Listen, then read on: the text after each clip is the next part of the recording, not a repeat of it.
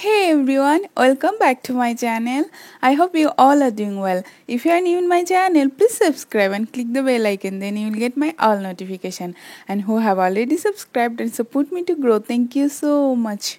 Today I am going to show you one Bengali famous dish that is called Bhuna Khichuri. Try this recipe. I hope you all will like this recipe. So let's start to cook now. আমি চুলায় একটা হাঁড়ি বসিয়ে দিয়েছি আর এতে দিয়ে দিচ্ছি 2 table স্পুনের মতো অয়েল। এখন অয়েলটা গরম হয়ে এলে আমি এতে মশলাগুলো দিয়ে দেব। তো আমি এখানে 2টো তেজপাতা দিয়ে দিচ্ছি আর দিয়ে দিচ্ছি একটা দারচিনি আর 3-4টে ছোটো এলাচ দিয়ে দিলাম আর দিয়ে দিচ্ছি একটা স্টার অ্যানিস। আপনাদের কাছে যদি এটা না থাকে না দেবেন, তবে এটা দিলে একটু ফ্লেভারটা ভালো আসে। আর দিয়ে দিলাম 4-5টা গোলমরিচ, আপনারা চাইলে লবঙ্গও দিতে পারেন। এখন এটা 30 সেকেন্ডের মতো ভেজে নেব। এরপরে আমি এতে পেঁয়াজ কুচি দিয়ে দিলাম। এখানে একটা বড় সাইজেরই পেঁয়াজ আছে, সেটা দিয়ে দিয়েছি। এখন পেঁয়াজটা একটু বাদামি কালার করে ভেজে নেব। এরপরে আমি বাকি মশলাগুলো দিয়ে দেব। আর পেঁয়াজটাও মোটামুটি হয়ে গেছে, হালকা বাদামি কালার হয়ে এসেছে। এখন আমি এতে 1 টিস্পুনের মতো লবণ দিয়ে দিয়েছি আর 1 টিস্পুনের মতো আদা রসুনের পেস্ট দিয়ে দিয়েছি। এখন এটাকে একটু ভেজে নিচ্ছি, একটু পানি দিয়ে দিচ্ছি যাতে মশলাটা পুড়ে না যায়। এরপরে আমি এতে মরিচের গুঁড়া দিয়ে দেব। তো আমি এখানে 1 টেবিল স্পুনের মতো মরিচের গুঁড়া দিয়েছি। আপনারা যে যেমন ঝাল খান সেইভাবে অ্যাডজাস্ট করে নেবেন। আর দিয়ে দিয়েছি হাফ টিস্পুনের মতো হলুদ গুঁড়ো, 1 টিস্পুনের মতো জিরে গুঁড়ো আর 1 টিস্পুনের মতো ধনে গুঁড়ো দিয়েছি। এখন এটাকে ভালো করে কষিয়ে নিতে হবে, মশলাতে যাতে কাঁচা গন্ধ না থাকে সেইভাবে ভালো করে কষাতে হবে। তো আমি এটা প্রায় 1 মিনিটের মতো কষিয়ে নিয়েছি। এখন এতে চিকেনগুলো দিয়ে দিচ্ছি। তারপরে চিকেনগুলোকে আবার একটু কষিয়ে নেব। আর আমি এখানে কোনো পানি অ্যাড করব না। এই চিকেন থেকে যে পানিটা আসবে সেটাতেই আমি এই চিকেনটা রান্না করব। এখানে আমি চিকেনগুলোকে ছোট ছোট করে কেটে নিয়েছি। খিচুড়ির ভিতরে আমার কাছে ছোট করে কাটা চিকেনই দেখতে ভালো লাগে। আর আপনারা চাইলে বড় সাইজও করতে পারেন বা বিফ দিয়েও করতে পারেন। আর চিকেন থেকে পানি উঠে আসছে, এই পানিতেই চিকেনগুলো সেদ্ধ হয়ে যাবে। আর আপনাদের পরিমাণ যদি বেশি থাকে তাহলে সেইভাবে মশলাটাও পরিমাণ বাড়িয়ে নিতে পারেন। তো একদিকে চিকেন হতে থাক, আমি খিচুড়ির জন্য যে ডালটা সেটা ভেজে নেব। এখানে আমি ছোট কাপের 1 কাপের মতো মুগ ডাল দিয়েছি। এখন এটাকে একটু ভেজে নেব। এটা জাস্ট একটু রেড রেড কালার হলেই নামিয়ে ফেলবো। তো ডালটা আমার ভাজা হয়ে গেছে। ডাল ভাজার সময় দেখবেন একটা সুন্দর গন্ধ বের হচ্ছে, তখনই এটা নামিয়ে ফেলবেন। তো এদিকে চিকেনটা দেখি, চিকেনটাও আমার হয়ে গেছে, পানিটা শুকিয়ে এসেছে। আর আমি এরকমই একটু রাখবো। আর আমি অন্যদিকে এখন খিচুড়িটা রেডি করব। তো আমি চুলায় একটা হাঁড়ি বসিয়ে দিয়েছি আর এতে এখন দিয়ে দিচ্ছি 2 টেবিল স্পুনের মতো অয়েল আর দিয়ে দিচ্ছি একটা তেজপাতা আর একটা 2টো তেজপাতা দিয়েছি আর একটা দারচিনি দিয়েছি আর 2টো ছোটো এলাচ দিয়েছি আর দিয়ে দিচ্ছি 1 টিস্পুনের মতো জিরা। এখানে আমি কোনো পেঁয়াজ দেব না, কারণ পেঁয়াজ দিলে আমার কাছে মনে হয় খিচুড়িটা বেশি নরম হয়ে যায়। তো আমি পেঁয়াজ বেরেস্তা করে দেব, এমনি দেব না।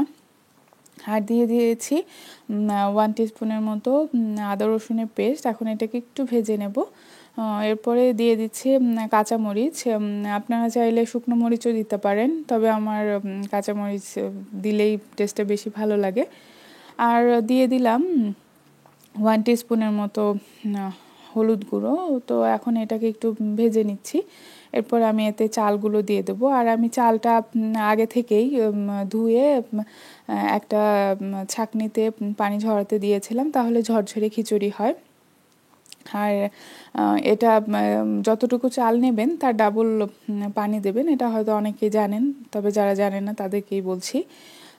এখন এই চালটা এই মশলার সাথে আমি ভালো করে ভেজে নেব। খিচুড়িতে অনেকেই হয়তো পেঁয়াজ দেন, তবে আমার কাছে মনে হয় ভুনা খিচুড়িতে পেঁয়াজটা অল্প দিলেই ভালো, তাহলে ঝরঝরে হয়। এখন চালটা একটু ভালো করে ভেজে নিতে হবে। দেখবেন চালটা ভাজার সময় একটা মানে ফুটছে চালগুলো যখন, তখনই তারপরে চালগুলো একটু শক্ত ঝরঝরে টাইপের হয়ে আসছে, তখনই মনে করবেন যে চাল ভাজা হয়ে গেছে। আর একটু টাইম নিয়ে চুলার আঁচটা মিডিয়ামে রেখে ভাজলে তাহলে আসলে টেস্টটা বেশি ভালো আসে। এই খিচুড়ি এইভাবেও খেতে পারেন, আবার এর সাথে মাংস মিক্স করে সেটাও খেতে পারেন। তো চাল ভাজা হয়ে গেছে। আমি যেই কাপ দিয়ে চাল মেপেছিলাম সেই কাপের ডাবল আমি গরম পানি অ্যাড করছি। তো এখন এটা একটু নেড়ে দিচ্ছি, ভালো করে পানির সাথে একটু মিলিয়ে দিচ্ছি। এরপর আমি এটা ঢেকে রান্না করব। এখন বলক আসার জন্য ওয়েট করছি, আর বলকটা এলেই আমি লবণটা দিয়ে দেব। আর লবণটা দিয়ে ঝোলটা মুখে দিয়ে যখন দেখবেন যে একটু লবণটা বেশি হয়েছে, তখন মনে করবেন যে হ্যাঁ, ঝোলটা খিচুড়িতে লবণটা পারফেক্ট হয়েছে। আর যদি মনে হয় যে না, ঠিকঠাক আছে, তার মানে খিচুড়ি হওয়ার পরে কিন্তু লবণটা তখন কম লাগবে।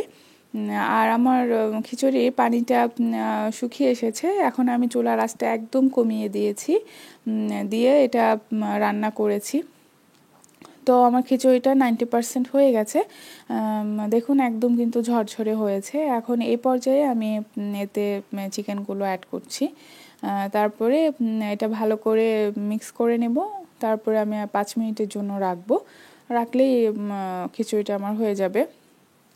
আর ঝরঝরে খিচুড়ি করতে হলে একটা জিনিস খেয়াল রাখবেন, যে খিচুড়ি চালটা ধুয়ে তারপরে ইয়ে করতে হবে, ঝরাতে দিতে হবে ছাঁকনিতে, তাহলেই কিন্তু খিচুড়িটা ঝরঝরে হয়ে যাবে।